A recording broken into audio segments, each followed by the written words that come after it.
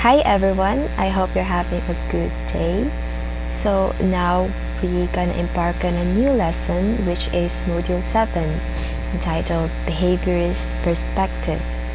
So these are the behaviorism of Pavlov, Thorndike, Watson, and Skinner. So let's now go to the introduction of the lesson.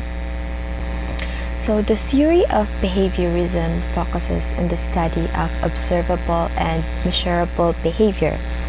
It emphasizes that behavior is mostly learned through conditioning and reinforcement, or rewards and punishment. It does not give much attention to the mind and the possibility of thought processing occurring in the mind. So the contribution of the development of behaviorist theory largely came from Pavlov, Thorndike, Watson, and Skinner. So in this lesson, we are going to explain the classical conditioning of Pavlov and Watson, the connectionism of Thorndike with his three primary of laws, and the apparent conditioning of Skinner.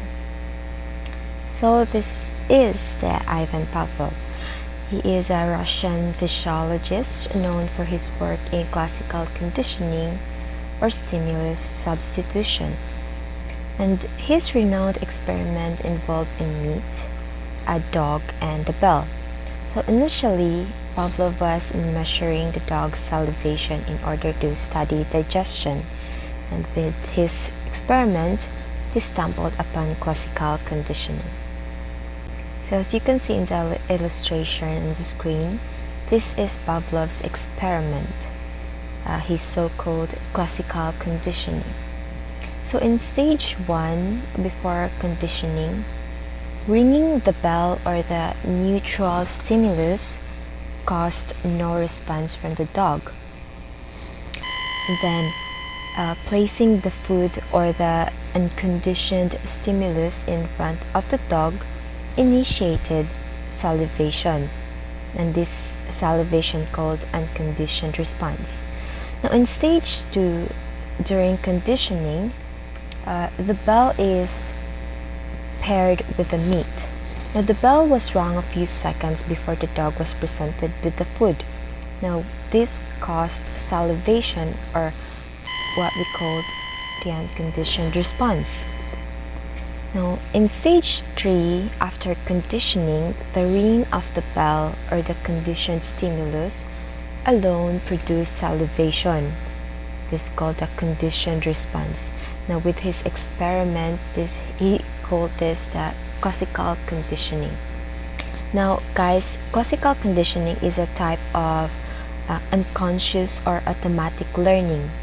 This learning process creates a conditioned response through associations between an unconditioned stimulus and a neutral stimulus. By the way, guys, stimulus means something that steers or urges to action. Now, an unconditioned stimulus causes a response without any prior learning on the part of the subject. The response is automatic and occurs without thought. In contrast, a conditioned stimulus produces a reaction only after the subject has learned to associate it with a given outcome. Now, with Pavlov's experiment, he also has a following findings. Now, first is the stimulus generalization. This is the tendency for the conditioned stimulus to evoke similar responses after the response has been conditioned. So from Pavlov's experiment, once the dog has learned to salivate at the sound of the bell, it will salivate at other similar sounds. Next findings is the extinction. Now this happens when a conditioned stimulus is no longer paired with an unconditioned stimulus. Now with his experiment, if you stop pairing the bell with the food, salivation will eventually cease in response to the bell. Now, next is the spontaneous recovery. So it is the reappearance of the conditioned response after a rest period or period of lessened response. So in Pavlov's experiment, extinguished response can be recovered after an elapsed time, but will soon extinguish again if the dog is not presented with the food. So the next findings is called discrimination. So it is the ability to differentiate between a conditioned stimulus and other stimuli that have not been paired with an unconditioned stimulus. So the dog in Pavlov's experiment has learned to discriminate between similar bells, or called a stimulus, and discern which bell would result in the presentation of food and which would not. Now his last finding is called higher order conditioning. So this is a form of learning in which a stimulus is first made meaningful or consequential for an organism through an initial step of learning, and then that stimulus is used as a basis for learning about some new stimulus. So this means from Pavlov's experiment that once the dog has learned to associate with the bell with the food, another conditioned stimulus such as light may be flashed at the same time that the bell is rung. Now eventually the dog will salivate at the flash of light without the sound of the bell. Now these are all the classical conditioning of Pavlov. Now let's proceed to the connectionism theory of Thorndike. So Edward L. Thorndike, a well-known American psychologist, and he has the honor of laying the foundation for modern educational psychology with the help of his proposed theory on connectionism. His connectionism theory states that learning has taken place when a stronger connection or bond between stimulus and response is formed. Now the main principle of connectionism, like all behavioral theory, was that learning could be adequately explained without considering any unobservable internal states. Now with his theory, he came up with three primary of laws. Now the first law is law of effect. Now the connection between SR, or stimulus and response bond, is stronger when consequences are positive, and also this bond weakened when consequences are negative.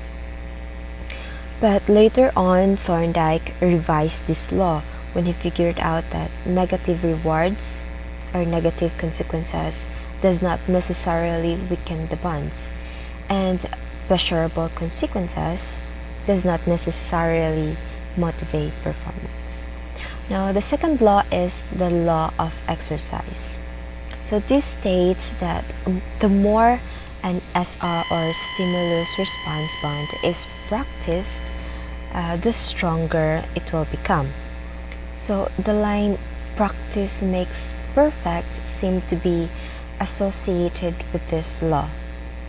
However, like the first law, this law is also revised when Thorndike found out that practice without feedback does not necessarily enhance performance. Now the third law is law of readiness. It is a satisfying state of affairs result when an individual is ready to learn and is allowed to do so. This states that the more readiness the learner has to respond to the stimulus, the stronger will be the bond between them. And also, being forced to learn when not ready, or being prevented from learning when ready to learn, results in an annoying state of affairs. Now next are the four principles of Thorndike, which are derived from his connectionism theory. The first is learning requires both practice and rewards, which came from the law of effect and law of exercise. So the second one is a series of as our connection can be chained together if they belong to the same action sequence. Now this came from law of richness. The third one is transfer of learning occurs because of previously encountered situation. And lastly, intelligence is a function of the number of connections learned. So John Watson, he was the first American psychologist to work with Pavlov's ideas. So Watson's thinking was significantly influenced by the earlier classical conditioning experiments of Russian psychologist Ivan Pavlov. So in his earlier research, Watson used animals, subjects, and later shifted to the study of human behavior and emotions. So, by the way, Watson was the first psychologist to use human test subjects in experiment on classical conditioning. So, Watson considered that humans are born with a few reflexes and the emotional reactions of love and rage. So, as he wanted to develop techniques to allow him to condition and control the emotion of human subjects, then he theorized that children have three basic emotional reactions: fear, rage, and love. So, where all behavior is learned through stimulus response, associations through conditioning. Um, Watson also believed in the power of conditioning, where it is famous saying that he could take a dozen healthy infants and train any one of them to become any type of specialist he might select, be it doctor, lawyer, artist, merchant chief, and even beggar and thief. So in other words, he believed that you can expose the child, rather, to certain environmental forces and over time condition the child to become any type of person you want. So in his famous and controversial experiment, Watson put his theory on conditioning to the test. The experiment became known as the Little Albert Experiment. A young child and a white rat, where at the beginning little Albert was not afraid of the rat, but Watson made a loud noise. So he soon became conditioned to fear, which he avoided the rat. And later, the child's response was generalized to other small animals, and now where he was also afraid of small animals. Then by that, Watson extinguished or made the child unlearn fear by showing the rat without loud noise. So his work did clearly show the role of conditioning in development of emotional responses to certain stimuli. This may help us understand the fears, phobias, and prejudices that people develop. Borges Friedrich Skinner. He believed in SR pattern of conditioned behavior. He wrote Walden 2 in 1948, an utopian novel society based on operant conditioning, and Science and Human Behavior in 1953, where he pointed out her on how the principles of operant conditioning function in social institutions such as government, law, religion, economics, and education. Skinner's work differs from the three behaviorists before him in that he studied operant behavior and voluntary behaviors used in operating on the environment. Thus, his theory came to be known as operant conditioning. So, operant conditioning is based upon the notion that learning is a result of change in overt behavior. Changes in behavior are the results of an individual's response to events or stimuli that occur in the environment. This response produces a consequences such as defining a word, hitting a ball, or solving a math problems. When a particular stimulus response or the SR pattern is reinforced or rewarded, the individual is conditioned to respond. So reinforcement, it is the key element on Skinner's SR theory. And reinforcer, anything that strengthen the desired responses. So there are two types of reinforcer. First is positive reinforcer. So positive reinforcer is any stimulus that is given or added to increase response. For example, is that when a teacher promises extra time in the play area to children who behave well during the lesson. Another example is that when a mother who promises a new cell phone for her son who gets good grades, and also included some verbal praises, star stamps, and stickers. Those are the examples of positive reinforcer. Another type of reinforcer is the negative reinforcer. Any stimulus that results in the increased frequency of a response when it is withdrawn or removed. Negative reinforcer is not a punishment, it is a reward. For example, a teacher announces that a student who gets an average grade of 1.5 for the two grading periods will no longer take the final examination. So the negative reinforcer here is removing the final exam, which is a form of reward if we're working hard and to get average grade of 1.5. So before we will going to tackle punishment, let me remind you that negative reinforcer is different from punishment. Well, punishment is a consequence intended to result in reduced responses. So like for example, a student who always comes late is not allowed to join a group work that has already begun. So it is considered a punishment. So therefore, the student loses points for that activity. The punishment was done to reduce the response of repeatedly coming to class late. Her Skinner look into extinction or non-reinforcement. Our responses that are not reinforced are not likely to be repeated. And like for example, ignoring a student's misbehavior may extinguish that behavior. So now let's move forward for the shaping behavior of Skinner. So it is a successive approximation of the behavior are rewarded. So for example, an animal on a cage may take a very long time to figure out that pressing a lever will produce food. So to accomplish that kind of behavior, successive approximations of the behavior are rewarded until the animal learns the association between the lever and the food reward. So to begin shaping, the animal may be rewarded for simply turning in the different direction of the lever, then for moving toward the lever, for brushing against the lever, and finally for pressing the lever.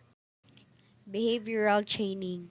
So it comes about when a series of steps are needed to be learned.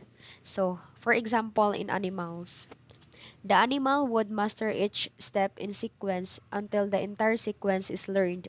Same with the child when we taught them how to tie a shoelace. Then the child can be given reinforcement or rewards until the entire process of tying a shoelace is learned. Reinforcement schedules. Once the desired behavioral response is accomplished, reinforcement does not have to be 100%.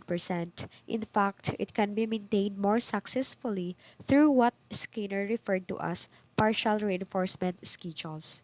Partial reinforcement schedules include interval schedules and ratio schedules that to be discussed next.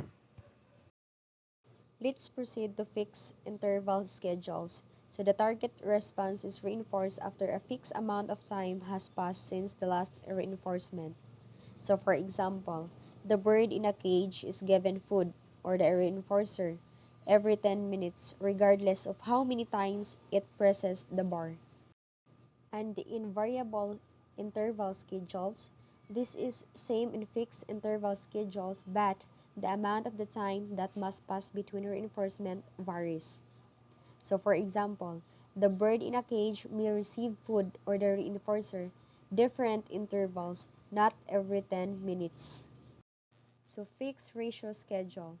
Fixed number of correct responses must occur before reinforcement may recur.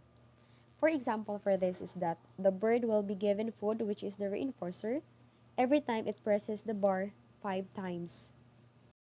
And for variable ratio schedules, it is the number of correct repetitions of the correct response for reinforcement varies. So for example, the bird is given food, which is the reinforcer, after it presses the bar 3 times, then after 10 times, then after 4 times. So the bird will not be able to predict how many times it needs to press the bar before it gets food again. Any variable interval and variable ratio schedules produce steadier and more persistent rates of response because the learners cannot predict when the reinforcement will come, although they know that they will eventually succeed. So another example of this is that if this is people continuously buying lotto tickets, even when an almost negligible percentage of people actually win. Very rarely to win, but once in a while, there is somebody hits the jackpot where it is the reinforcement. People cannot predict when the jackpot can be gotten.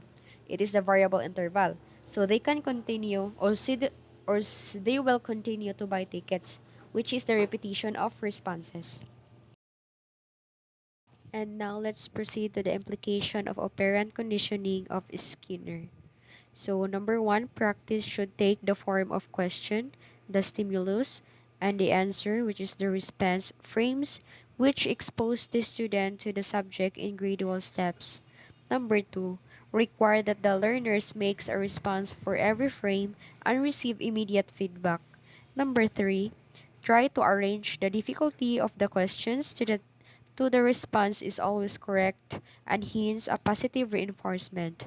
And lastly, 4. Ensure that good performance in the lesson is paired with secondary reinforcers such as verbal praise, prizes, and good grades.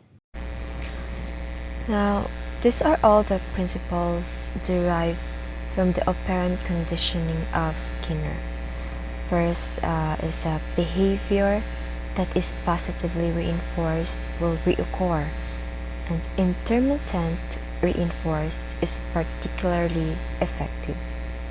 Number two, information should be presented in small amounts so that responses can be reinforced or shaping. And lastly, reinforcements will be generalized across similar stimuli or stimulus generalization, reducing secondary conditioning.